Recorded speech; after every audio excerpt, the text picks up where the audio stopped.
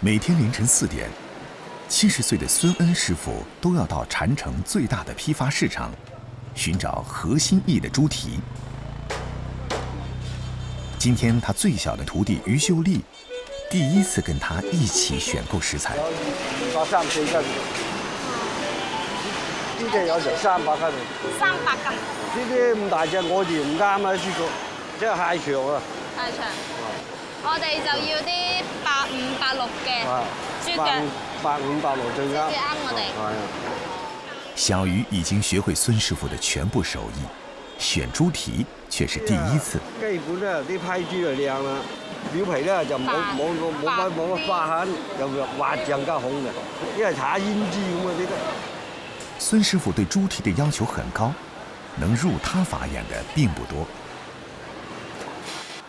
凌晨5點半，終於把豬蹄都搬上車。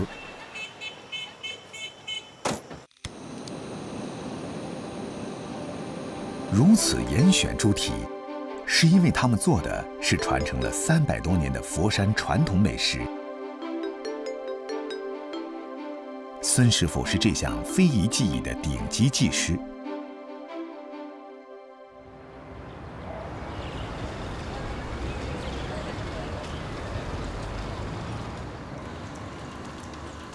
小魚最近要帶着這道名菜參加美食推廣展覽，孫師傅特地給他開小灶補習。做扎豬蹄的第一步，剔骨。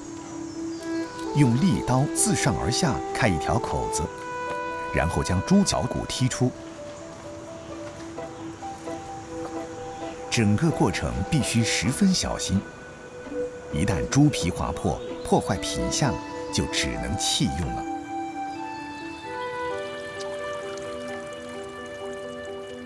最難剔的位置是豬腳尖，皮薄脂肪少。角度和力度稍有偏離，就會前功盡棄。慢慢拉刀啊！如果你出嚟咁撳就唔得，出嚟咁撳咧又好容易將刀跣嘅，一跣咁咪就爛啦。師傅你睇幾靚？豬皮起得差不多了，肉餡兒也在同時準備着。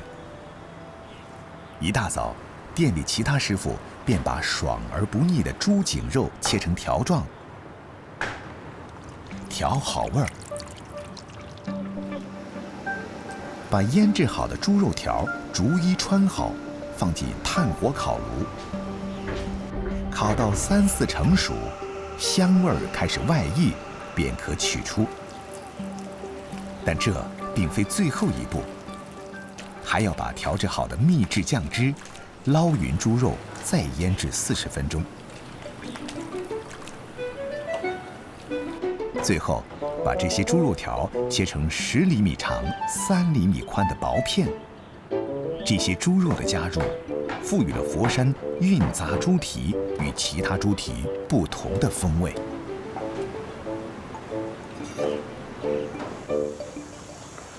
孫師傅，呢個燒好啦嘛？好。哦，多謝明哥。開檔嚟。以前咧一層瘦啊，一層肥啊，家咧就2層瘦啊，1層肥。把豬肉片放進豬腳皮，肥瘦相間，整齊碼好。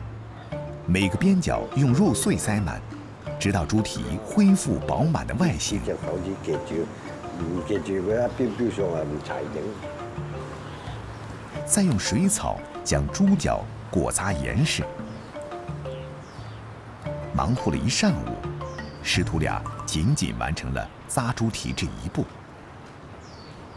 接下來，韻製即將開始。用30多種純天然材料製成滷水，再將捆紮好的豬蹄進入滷水中，用文火慢慢煮1個多鐘頭。一隻隻甘香美味的韻紮豬蹄出鍋了。不過，看着熟透的豬蹄，還不能夠大快朵頤。加番草，我喺條定型棍咧掹出嚟，再綁嗰啲新鮮嘅水草落去，咁啊靚仔啲。紮完咧就揾鹵水撈落去，2分鐘到咯。第一消毒，第二好味些少。熨不同于卤，前者用了香料赋予食物香气和味道之外，还利用了适当温度的调味液作为介质，为食物杀菌保鲜。把猪蹄切片，放进瓦罐中，淋入卤水，可以保存3、4个月。300多年前，这种手法就可以将佛山扎蹄带到远离产地的地方品尝。至此，佛山熨扎猪蹄名扬天下。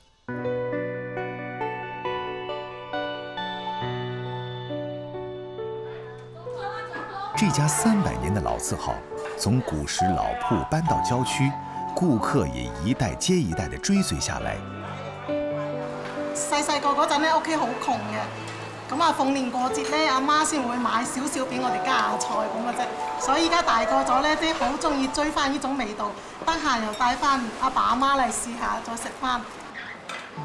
整根豬蹄在食客面前早已偷梁換柱，順滑地被切開，一片片粉紅玲瓏心，入口皮脆肉香，鮮甘可口。